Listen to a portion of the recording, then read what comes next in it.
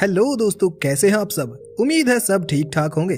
आज के वीडियो में बात करने वाले हैं टीपू सुल्तान की नगरी और कर्नाटक के बहुत ही मशहूर शहर मैसूर के बारे में। वीडियो में आगे बढ़ने से पहले बता दें कि ये शहर कर्नाटक राज्य के दक्षिण में बसा एक बहुत ही खूबसूरत शहर है।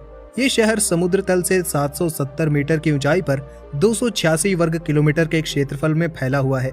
ये शहर बेंगलोर के साउथ वेस्ट में चामुंडी हिल्स की तलहटी में मौजूद है।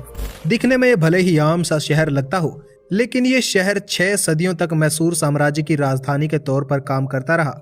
साल 1399 से 1956 तक इस शहर पर बहुत से शासकों ने राज किया। इसके इतिहास के अंतिम दिनों में यहाँ हैदर अली और टीपू सुल्तान ने राज किया था। इन्हीं दोनों शासकों के समय यहाँ पर सहतूत नामक फल उगाया जाने लगा था। रेशम के धागों से कपड़े बनाने और पहनने का चलन इसी साम्राज्य के इन्हीं 2 शासकों के समय में आया था। इस शहर की धरती खूंखार वीरों को जन्म देने वाली है, जिन्होंने 4 बार ब्रिटिश सरकार से युद्ध किया था। कर्नाटक का खान पान, पहनावा, लोक नृत्य सब कुछ बिल्कुल शुद्ध अवस्था में इसी शहर में देखने को मिलता है। कर्नाटक की संस्कृति का मिला जुला रूप इसी शहर की धरती पर सबसे ज्यादा देखा जाता है। 2011 की जनगणना के अनुसार लगभग 1 मिलियन के आसपास की जनसंख्या इस शहर में पाई जाती है, जो इसे जनसंख्या के मामले में कर्नाटक का तीसरा सबसे अधिक जनसंख्या वाला शहर बनाता है। 2018 में एक स्टडी की गई थी, जिसके डेटा के अकॉर्डिंग इस शहर में 1000 पुरुषों पर 1000 महिलाएं पाई जाती हैं, जो समाज में महिलाओं की स्थिति को काफी अच्छा दर्शाता है। इस शहर की कुल जनसंख्या में से 84% जनसंख्या पढ़ी लिखी है। वहीं शहर की जनसंख्या में 73% आबादी में हिंदू, 22% आबादी में मुस्लिम और बाकी बची आबादी में क्रिश्चियन, जैन और अन्य छोटे धर्मों के लोग पाए जाते हैं। इस शहर का इंफ्रास्ट्रक्चर मेट्रो सिटीज को टक्कर देता है। नॉन मेट्रो सिटीज के इंफ्रास्ट्रक्चर इंडेक्स में ये शहर टॉप पर आता है। इस शहर की इकोनॉमी भी अलग अलग क्षेत्रों में बटी हुई है। टूरिज्म और IT सेक्टर में ये शहर बहुत ज्यादा आगे माना जाता है।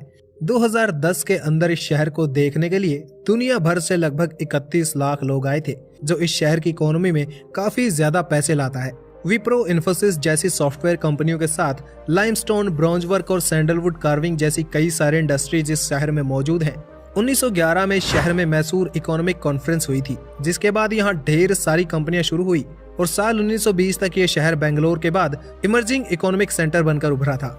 इस शहर में बेलागोला, बेलावाड़ी, हेबल और होट गली 4 मेजर इंडस्ट्रियल एरियाज हैं, जिनमें इस शहर के अंदर ढेर सारी मैन्युफैक्चरिंग और प्रोसेसिंग फैसिलिटीज मौजूद हैं। इसके अलावा नंजनगढ़ भी यहाँ का एक बहुत बड़ा इंडस्ट्रियल एरिया है, जो मैसूर के सैटेलाइट इंडस्ट्रियल एरिया के तौर पर काम करता है। यहाँ पर AT&S, नेस्ले, जुबिलेंट और TVS जैसी कंपनियों के बिजनेसेस मौजूद हैं। इतने सारे बिजनेसेस को सपोर्ट करने के लिए यहाँ ढेर सारे रोड्स भी बनाए गए हैं। नेशनल हाईवे नंबर 212 इसी शहर से होकर गुजरता है, जो भारत में तमिलनाडु और केरल के अंदर जाता है, जो इसके बाद केरल और तमिलनाडु में प्रवेश करता है। इस शहर में आपको चंडीगढ़ की तरह पब्लिक बाइसिकल सर्विस भी देखने को मिल जाएगी, जो आसपास के क्षेत्र में पर्यावरण को ध्यान में रखते हुए ट्रैवल करने में और शहर के प्रदूषण को कुछ हद तक नियंत्रित करने में मदद करता है। इस शहर में 1882 में बनी रेलवे लाइंस भी मौजूद है। आज के समय शहर में 3 रेलवे लाइंस मौजूद है, जिनमें से 2 लाइंस इलेक्ट्रिफाइड है, यानी इन पर बिजली वाली ट्रेनें दौड़ सकती है। इस शहर में एक डोमेस्टिक एयरपोर्ट भी मौजूद है, जो सिटी सेंटर से लगभग 10 किलोमीटर की दूरी पर मंडकली गाँव के पास मौजूद है। तो ये थी मैसूर के बारे में कुछ इंटरेस्टिंग जानकारी। अगर पॉइंट छूट गया है तो कमेंट करके आप बता सकते हैं। Thanks for watching, stay tuned with explore by RS।